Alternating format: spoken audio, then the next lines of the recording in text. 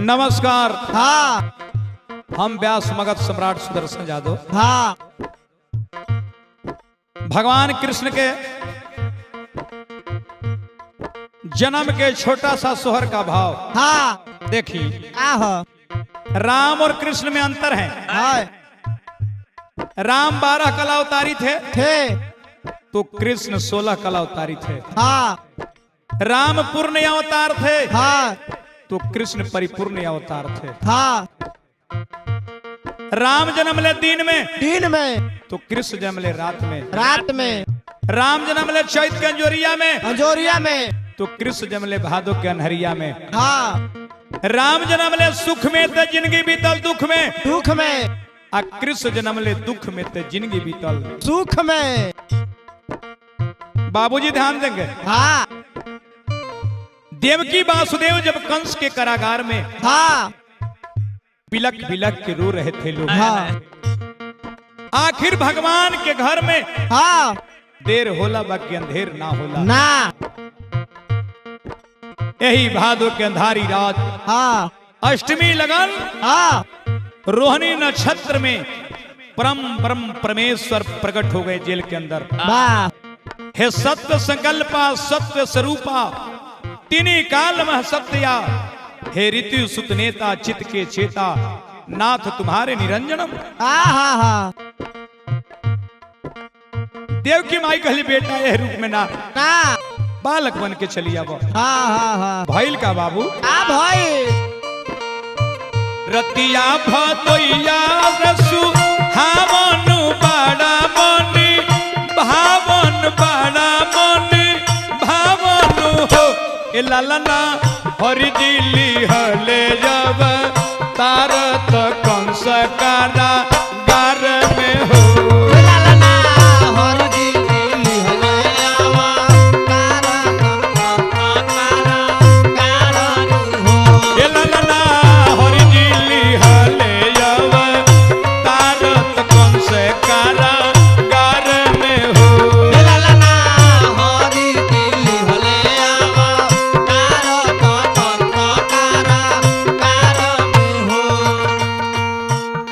देवकी कराह कराह के रो रही थी जेल के अंदर। हाँ देवकी के उठल तो रदिया तो पीसी के हो रदिया तो पीसी के हो रदिया न हो ए ललना रोहिणी नक्षत्र जब तारत दिनवा बुध बार में हो।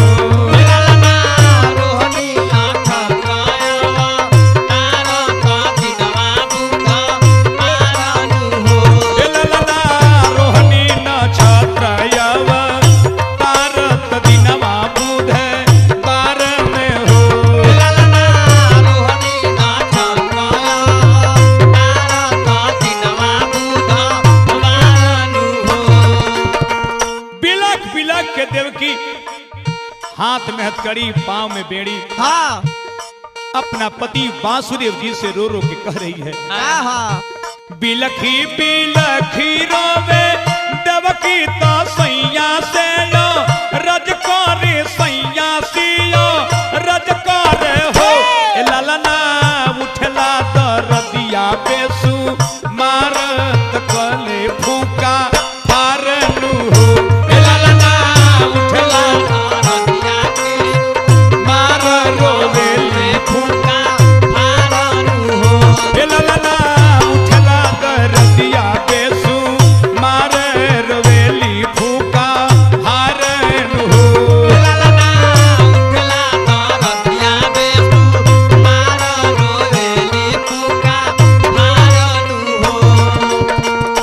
वासुदेव जी कहते हैं कि देवकी भगवान के घर में देर होला रे अंधेर ना होला।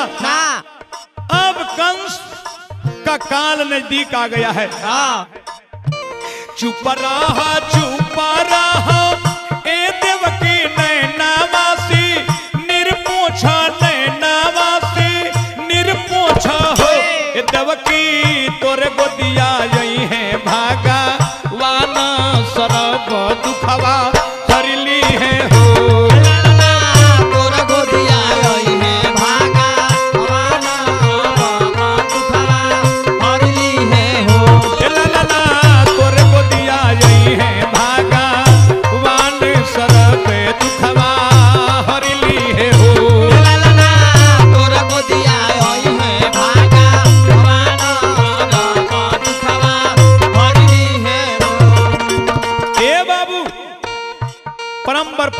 पर वही बोल देते हैं कि रे माँ हम तहार दुख के दूर करे आइल बनी, हाँ हम बालक बन के आवतानी। हाँ वासुदेव बाबा हमरा के नंद बाबा के यहाँ पहुंचा दे, हाँ और वहां से वो लड़की रही उठा के ले आई। आए हाय भाई हाय जनमली हले कर तारा तब वही कर गारा तब वही कर गारा में हो ए ललना खुल गईले बजर के मार सुतल पहर दारन हो।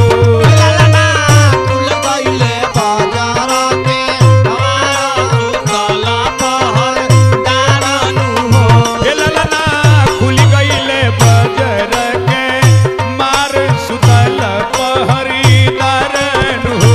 ललना खुल गईले बाजार के हमारा काला पहर दारन हो। होता है क्या, वासुदेव जी उठा करके चल देते हैं। हाँ भगवान की कृपा से हाथ के बेरी पांव में बेरी खुल जाता है बाबू, बजड़ के मार भी खुल जाता है, पहरदार सूत जाते हैं। हाँ हुआ क्या, क्या वासुदेव उठाई कर चलले तधारी लेका परवा पधाई लेका परवा पहो ए ललना ऊपर से परत रहे बुनिया सुतल सारी दुनिया न हो।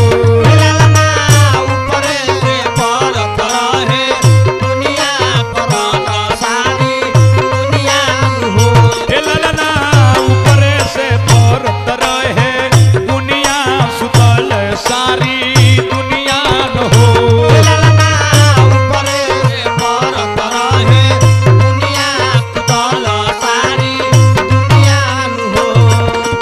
और क्या, क्या है रतिया अनहरिया सुनो साना डगरिया उभे यावन डगरिया उभे यावन हो ए ललना जमुना में उठ लेला हरिया बहुत बेसु मारन हो। ललना जमुना में उठलेला हरिया बहुत बेसु मारन हो। ए ललना जमुना में उठ लेला हरिया बहुत बेसु मारन हो। ललना जमुना में उठलेला हरिया बहुत बेसु मारन हो।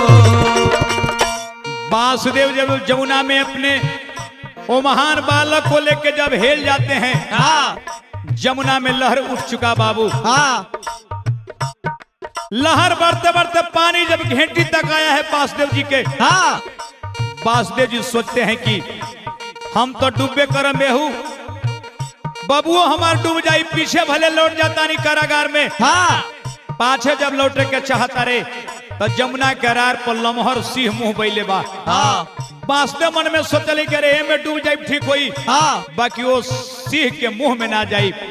अब तबले भगवान समझ गई बात के अंतर्यामी, अपन चरण को नीचे करते हैं। हाँ पानी जब चरण छू लेता है तो जमुना जी सड़क से सूख जाते हैं। हाय हाय हाय हाय हाय छुबते चरनिया सूखल पनिया ओराइल पर सनिया ओराइल पर सनिया न हो ए ललना वासुदेव गईले जमुना पार ललनवा होनी कारण हो। ललना वासुदेव गईले जमुना पारन हो। ए ललना वासुदेव गईले जमुना पार ललनवा होनी कारण हो। ललना वासुदेव गईले जमुना पारन हो।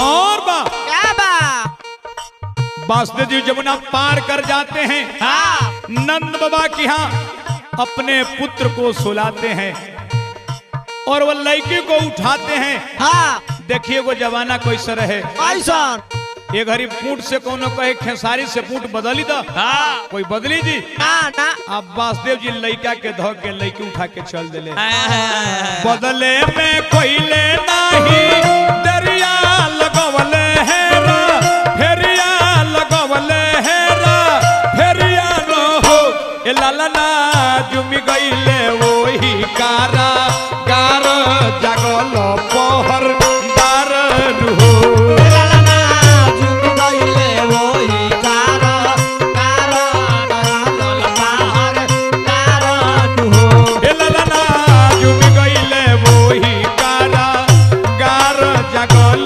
पहर दारन हो लालना झुक गईले वही कारण जगल बाहर कारण हो